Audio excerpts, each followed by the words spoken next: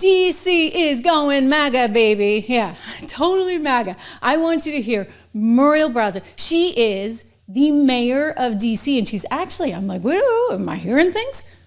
This woman, a Democrat, is praising Trump. Watch. And we greatly appreciate the surge of officers that enhance what MPD has been able to do in this city. The most significant thing that we are highlighting today is the area of crime that was most troubling for us in 2023. Now, we have driven it down over the last years, but I'm going to get my glasses so I can make sure I can see it correctly. But for carjackings, the difference between this period, this 20-day period of this federal surge and last year represents a 87% reduction in carjackings in Washington, D.C.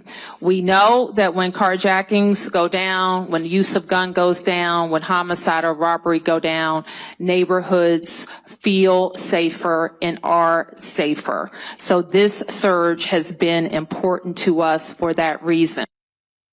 I would say it has. You know what? When you're saving lives, that's all that matters, right? Can we get away from the politics? Because when you are saving lives, that is what counts. In other words, the Chicago guy, New York, forget about it. LA, forget about it. This woman, I'm actually impressed by. I didn't think I was going to be, but hear her again. She's praising Donald Trump. She is recognizing that they needed these resources and that this is a game changer in the district. This is what we think in just a couple of weeks of experience has worked. Having more federal law enforcement officers on the street.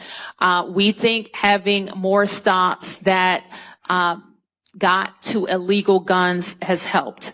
We think that there's more accountability in the system, or at least perceived accountability in the system, that is driving down illegal behavior. We know that we have had fewer gun crimes, fewer homicides, and we have experienced an extreme reduction in carjackings. What we know is not working is a break in trust between police and community, especially with new federal partners in our community. We know having masked ICE agents in the community has not worked, and National Guards from other states has not been an efficient use of those resources. What's still needed is, in the city, we are going to continue to need more police. We continue to need more prosecutors, more judges, more effective prevention programs, and we need to ensure local control. Yeah. Okay, this is not rocket science, for goodness sakes. It's not rocket science. And Muriel, she finally gets it. She loves the guy who's helping her because you know what? If you can save lives and clean up your community, it shouldn't be that hard. Honest to God, it shouldn't be that hard. For the mayor, could you say why you believe the Trump administration exerting greater control over Union Station would be a good thing? They own Union Station. It's owned by the Department of Transportation. And it will be a good thing because that station has suffered from needing, some say $12 billion, but let's call it at least $8 billion worth of investment in the renovation.